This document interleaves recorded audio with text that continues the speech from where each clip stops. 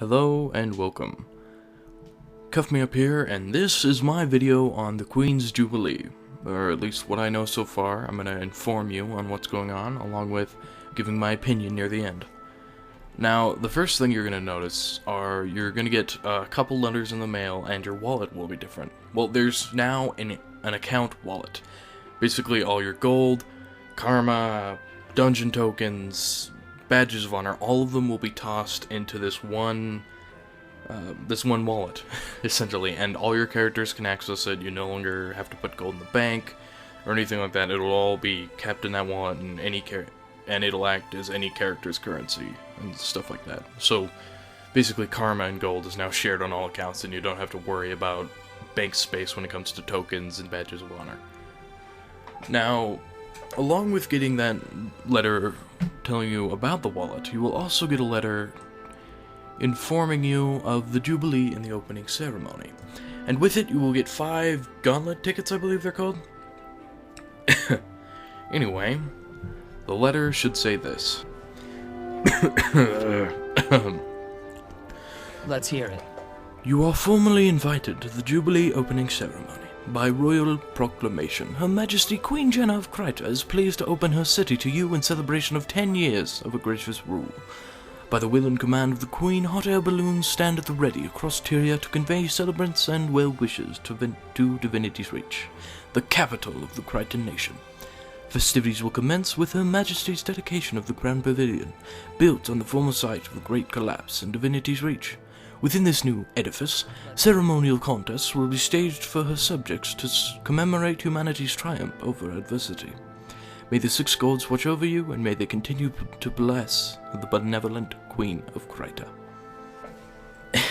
Anyway, sorry about that terrible attempt at an accent.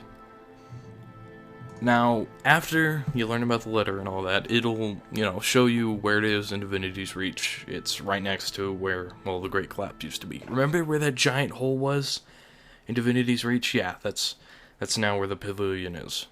And once you get there, you'll be introduced to it through a living story segment, and honestly, it was pretty good. The introduction to all this through the living story, I enjoyed it. I found it pretty high quality. And now, let's get to the important part, the pavilion itself. I mean, up top you can see that there's this tent now, and there's a lot of celebration stuff going on.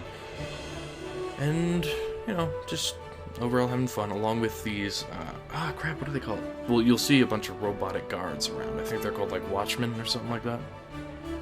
Watch guards? Something along that. Anyway, they're kind of these weird robotic cyberpunk things. No, steampunk things that you'll find out about through the living story. Anyway, now to get to the pavilion itself. And in the pavilion, there are a bunch of representatives for a bunch of different cities. I don't think they have all covered. Well, actually, I think they do, except for Divinity's Reach. I believe so. Anyway, each representative can give you a different buff. I don't know all the buffs, only I think Holbrick gives you a region and a defense buff. And the pavilion is separated into a bunch of different areas, and there's an emissary in front of each. The Holbrick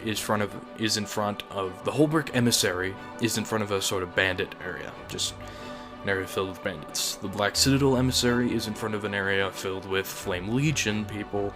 The Ebonhawk emissary is in front of the Centaur, is in front of a place with a bunch of Centaur, Tamini, Ventari, whatever you call them. The Lion's Ark emissary is in front of an area filled with pirates. The Grove emissary is in front of an area filled with destroyers, and the Red Assume emissary is in front of an area filled with voters. It's very high level, and honestly, I can see this place becoming a really big farming spot for people because there's lots of good rewards just from running around a little bit. I got some rares, exotics. Well, not exotics personally, but tons of other people kept linking. And lodestones. You can get all this stuff just from farming a little bit in the place.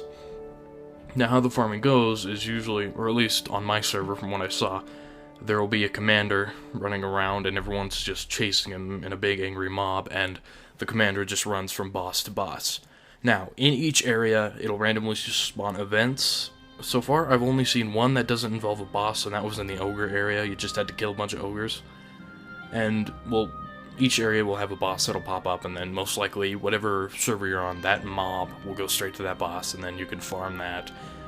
Mainly just follow the mob and kill everything, and you should go off, it should be a pretty profitable area for you, plus it's, kind of fun.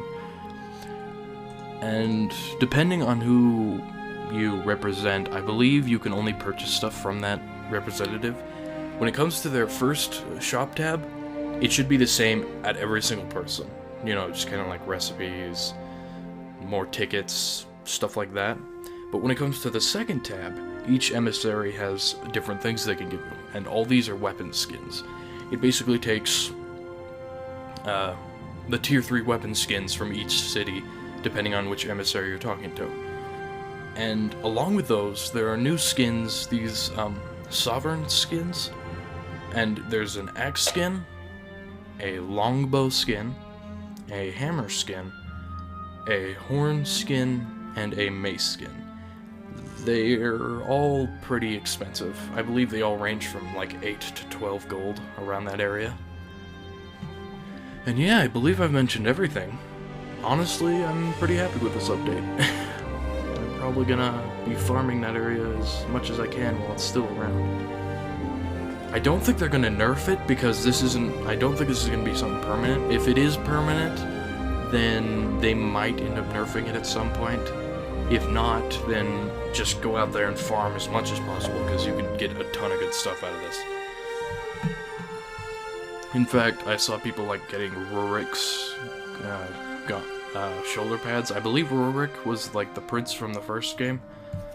A very important character from the first game, I should say. And yeah. Apart from that, there are little touches outside the pavilion, outside the tent. Like, I randomly came across this hobo-tron, a golem that apparently is homeless, and this random musician. And they had this kind of fun banter going on. Sadly, a guard came in and told them to buzz off, so we didn't get to see much of it. But if you just explore around the area, you could probably find some other fun interactions between NPCs. In the vicinity, I need to eat. Column down on its luck here. Apologies offered. I will comply with your directive. Thank you, officer. I'm gratified to see you taking the side of a true artist. I don't want to hear it. Move along. Errors have been made. I should not be here. And yeah, I believe I have mentioned everything. I mentioned the weapon skins, the shops, the emissaries, the areas, the bosses, the fact that you can farm it, and that it's pretty profitable. And how the living story bit was actually pretty fun. And yeah. So in the end, now for my opinion bit, I like it. Honestly, this is a pretty good update. It gives me a chance to get a bunch of stuff. Get richer, because I've been kind of low on gold lately. And yeah. The weapon skins, they look okay. They're just... It's kind of weird that they all have a big face on them, and it glows. I mean, the only one that I can kind of see people using is the mace, because it kind of has big hooded statues on each side of it, and it glows. But the rest, I don't know. Unless you're into having a face on your weapon. And this isn't like a scary monster face, it's just a human face, just plopped right on there. Anyway, yeah. I believe that covers everything. Thanks for watching, and I will see you all next time.